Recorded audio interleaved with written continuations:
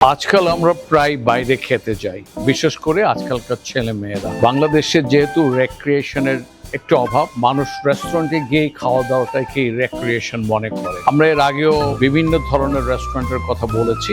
আজকে আমরা আলাকাটা নিয়ে বলবো। আমি এসেছি উত্তরার 4 নম্বর সেক্টরে মুম্বাই এক্সপ্রেস একটি আলাকাটো রেস্টুরেন্ট। আলাকাটো রেস্টুরেন্টটা কিভাবে এখানে অর্ডার দিতে হয়, খেতে হয়, ওই ব্যাপারে আমরা এখন বিস্তারিত আলোচনা করব। ও থ্যাংক ইউ ভেরি মাচ। আলাকাট হচ্ছে এমন এক ধরনের রেস্টুরেন্ট যেখানে মেনু বুকে আইটেমগুলি আলাদা আলাদা প্রাইসিং করে থাকে।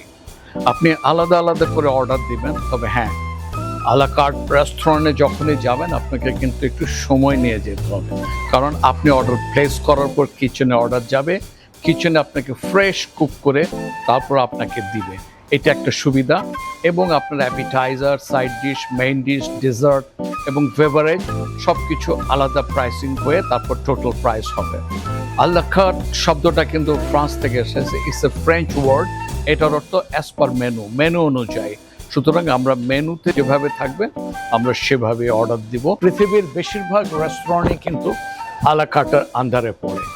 আলাকাটের আন্ডারে কি কি রেস্টুরেন্ট পড়ে চলেন এটা আমরা একটু স্ক্রিনে দেখে নেই।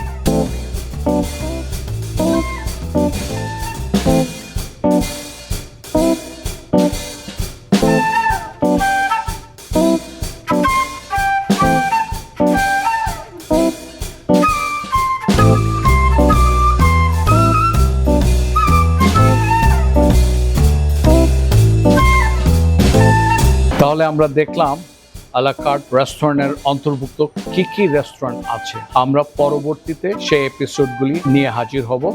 আজকে আমরা এখানেই শেষ করছি। আপনাদের মতামত দিয়ে আমাদেরকে আরো উৎসাহিত করবেন বলে আমরা আশা করছি।